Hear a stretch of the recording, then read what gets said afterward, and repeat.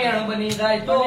મારે પેલી કોક મેળવીને મળવા જવું છે બરોબર કોક ખોડિયાર નહીં મળવું છે આમલા તજમાં મેળાવો એવી તમારી માતા કરી છે ભાઈ ઘણી ટાઈમે ઊંઘમાં જાગી જવાય છે હા ઓછો ઉઘાડી પેલો ગોળ જેમ ઝાડ ઉપર લટકાય એવું તમારે લટકવું પડે છે ભાઈ લટકવું પડે ભાઈ ચોહી ઊંઘ આવે તમારે ખાવું છે મારી કુંડમલા તજમાં બેઠેલી પેલી વાળું છે